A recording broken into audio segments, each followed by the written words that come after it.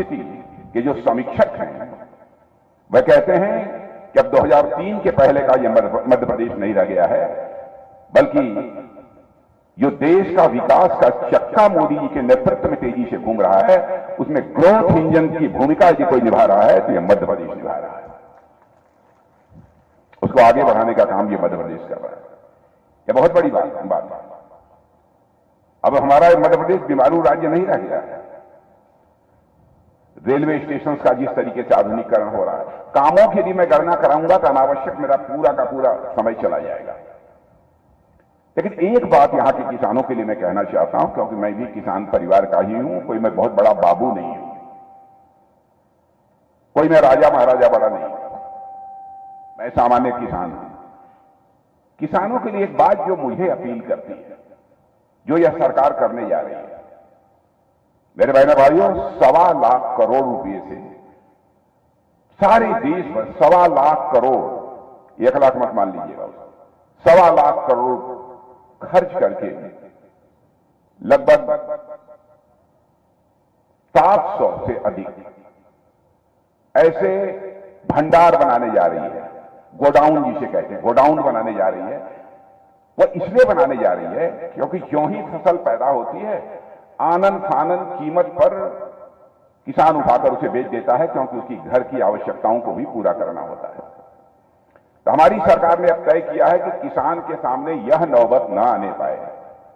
फसल पैदा होती है, वह चाहे तो भंडार गृह में उसे रख दे और वहां से कुछ पैसा ले ले और अपना घर का खर्च पर चलाए, और जब अनाज की कीमत बढ़ जाए तब ले जाकर उसे वह बाजार में बेच दे।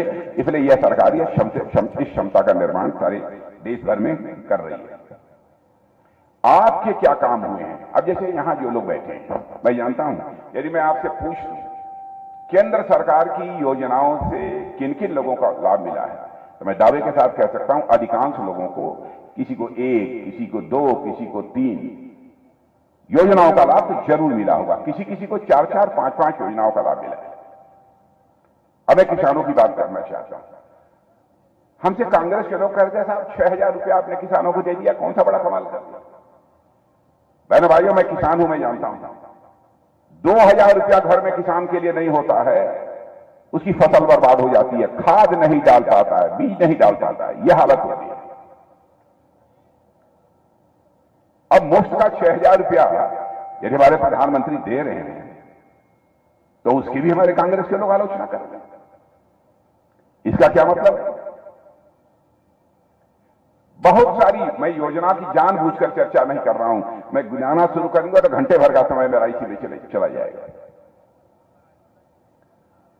और बहनों भाइयों, जिस तेजी से विकास हुआ है इस हमारे मध्य प्रदेश का और हमारे देश का जिस तेजी से विकास हुआ है, मैं एक बात बतलाना चाहता हूं आपको कि सारी दुनिया में भारत के प्रति तो धारणा ही बदल गई। भारत के प्रति लोगों की धारणा ही बदल गई और लोग यह मानते हैं, वह दिन दूर नहीं है कि भारत 25, 30, 40 वर्षों में विश्व की महाशक्ति बन जाएगा, सुपर पावर बन जाएगा भारत। यह लोगों की धारणा बनने लगी। अभी मैं जब दिल्ली से आ रहा था तो इलाहाबाद एयरपोर्ट पर मैं अपनी ये प्लेन से उतरा तो थोड़ी देर के लिए मैं चला गया था, वहां जो रेस्ट रूम होता है उसमें मैं चला गया था। वहां पर एक समाचार पत्र मैंने पढ़ा। समाचार पत्र में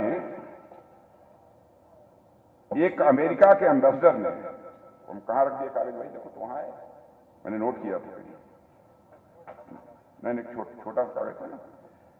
अमेरिका के एम्बेसडर ने, उनका एक स्टेटमेंट था, मैं उसे देख रहा था, वहां नहीं, अच्छा इसमें रखा हुआ है। अमेरिका के एम्बेसडर ने, मैं दुनिया का सबसे ताकतवर देश यदि कोई माना जाता है तो अमेरिका माना जाता है। तो अमेरिका के एम्बेसडर मिस्टर एरिक गारसेटी हैं। उन्होंने एक कार्यक्रम को संबोधित करते हुए कहीं पर यह कहा, कोई इंटरनेशनल फोरम था, अंतर्राष्ट्रीय मंच था, उसको संबोधित करते हुए उन्होंने कहा, अगर आप भविष्य देखना चाहते हैं, अगर आप भविष्य देखना चाहते हैं तो आप भारत हैं। आप यदि भविष्य को महसूस करना चाहते हैं तो आप भारत हैं। और यदि आप भविष्य पर काम करना चाहते हैं तो भारत आए। यह दुनिया के सबसे शक्तिशाली देश अमेरिका के राजदूत ने कहा है। ये हम लोगों के लिए कोई छोटी बात नहीं है। और भारतीय जनता पार्टी के बारे में, और मैं तो प्रेस के दोस्तों से भी कहूंगा, हमारी कोई भी बात गलत हो तो आप अखबारों में लिख दीजिएगा, कह दीजिएगा कि राजनाथ सिंह ने झूठ बोला है। शंका हो तो हमसे बात कर लीजिएगा, हम उसका समाधान देंगे। क्योंकि आज तक जो मैंने राजनीति की है, जनता की आंखों में धूल झोंक के बहनों भाइयों कभी राजनीति नहीं की है। जनता की आंखों में आंख डालकर मैंने राजनीति की बराबर। यह सावधानी हमने बरता है। हम जो कहते हैं वह करते हैं। मैं यह नहीं कह रहा हूं हमारा नीचे का कार्यकर्ता कुछ बोल दिया था, किसी ने और चलते फिरते कुछ बोल दिया, उसी को भाजपा का आप स्टेटमेंट मान लें। चुनाव होता है तो घोषणा पत्र हम तैयार करते हैं, वो सोच समझ नाप तौल कर हम घोषणा पत्र तैयार करते हैं। हमारे मोदी जी ने तो इतनी सावधानी बरतते हैं कि 2014 में जब वो प्रधानमंत्री के उम्मीदवार बने थे तो राष्ट्रीय अध्यक्ष में ही था। उस समय भी उन्होंने कहा कि राजनाथ जी देख लीजिएगा चुनावी घोषणा पत्र, कहीं कुछ ऐसा ना हो जाए हम उसमें कह दें कुछ और कर ही न पाए। और 2019 में कहा कि घोषणा कमेटी के चेयरमैन कोई बनेगा, राजनाथ सिंह ही बने, हम ही को बना दिया। 2024 में भी हम ही को बना दिया। नाप तौल कर चीजों को चाहते हैं कि घोषणा पत्र में शामिल किया जाए ताकि जो कहा जाए वो हो। अब मैं याद दिलाना चाहता हूं 1984 में फिर लगातार हम लोग अपने घोषणा पत्र में भाजपा ये कहती चली आ रही है कि हमारी सरकार बनेगी, संसद के दोनों सदनों में बहुमत मिलेगा, अयोध्या की धरती पर भव्य राम का मंदिर बनने से दुनिया की हमें कोई ताकत रोक नहीं पाएगी। बहनों भाइयों, आपने देखा कि आपने संसद के दोनों सदनों में बहुमत दे दिया, हुआ है अदालत के फैसले से, लेकिन अवसर हमको मिला है, अवसर हम लोगों को मिला है कि अयोध्या की धरती पर आज भव्य राम का मंदिर बनकर खड़ा हो गया। मर्यादा पुरुषोत्तम भगवान राम अपनी झोपड़ी से निकलकर अपने महल में स्थापित हो चुके हैं। बहने भाइयों, मुझे तो ऐसा लगता है कि भारत में अब राम राज्य आने का यह शुभ संकेत है। राम राज्य हम कहते किसे? जब लोगों के अंदर अधिकार बोध के बजाय कर्तव्य बोध यह ज्यादा पैदा। और आपने देखा कि सारा संकट रामायण काल में भी खड़ा हुआ था कैकेयी के कारण ही ना, क्योंकि उनके अंदर अधिकार बोध ज्यादा पैदा हो गया था, कर्तव्य बोध नहीं था। शेष लोगों ने तो अपने कर्तव्य का ही निर्वाह किया था। मुझे ऐसा लगता है हम लोगों ने कहा था धारा 370 समाप्त कर देंगे, चुटकी बजाकर समाप्त कर दिया। अब ट्रिपल तलाक, लोग कहते हैं साहब भाजपा वाले हिंदू मुसलमान की बात करते हैं। बहनों भाइयों, मैं ईमानदारी से कहना चाहता हूं, हिंदू मुसलमान ईसाई यहूदी इस नाम पर हम कोई भेदभाव नहीं करते, कोई भेदभाव नहीं करते। हम सबको साथ लेकर चलना चाहते हैं। जो भी भारत की धरती पर पैदा हुए हैं और सभी भारत माता की संतानें हैं, हम यह मानकर चलते हैं, कोई भेदभाव नहीं करते। और यह आरोप तब और तेजी से लगाना लोगों ने प्रारंभ किया जब हम लोगों ने कहा कि 3 तलाक की प्रथा को हम समाप्त करेंगे जो हमारी सरकार बनेगी। हमने जब बहुत पहले कहा था, ऐसा नहीं है कि किसी की आंखों में धूल झोंक कर हमने इसे समाप्त कर दिया। हमारी प्रतिज्ञा थी, हमारा वचन था। क्यों?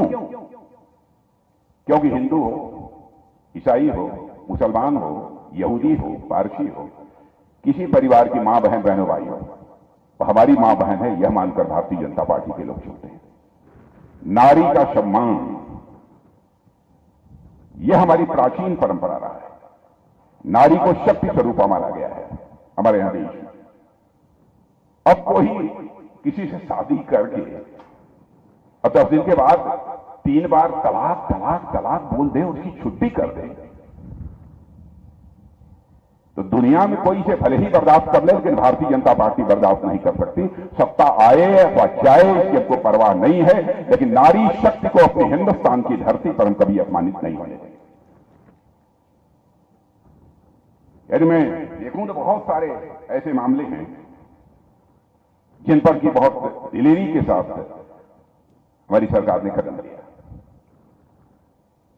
अब गरीबी मध्य प्रदेश के लोगों ने अच्छी खासी देखी है, मैं जानता हूं, लेकिन मैं कह सकता हूं बड़ी संख्या में लोग मध्य प्रदेश में भी गरीबी के संकट से बाहर निकले हैं, जिसे अति गरीब कहते हैं, खाने की भी मुसीबत थी। यह हालत थी मध्य प्रदेश में, क्योंकि मैं बहुत पहले से आता जा रहा हूं, हमारे रिश्ते नाते भी यहां पर है।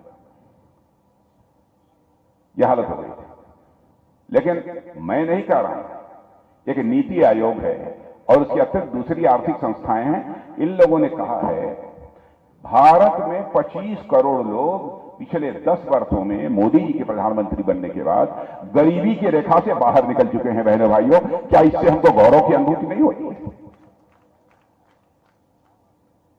अभी बैठे बैठे मैं गिरीश जी से भी चर्चा कर रहा था, जनार्दन जी से और राजेंद्र जी से। 5-5 किलो राशन ये मुफ्त में मिल रहा है, ये 2029 तक मिलेगा, आंख बंद करके लेते रहिए, 2029 तक मिलेगा।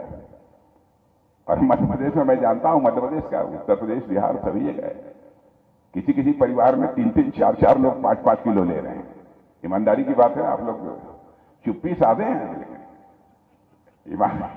ईमानदारी की बात है कि परिवार में कहीं कहीं 3-3, 4-4, 5-5 लोग ले रहे हैं। एक परिवार में 20 किलो, 25 किलो भी ये मुफ्त राशन पहुंच रहा है। यह हालत हो गई।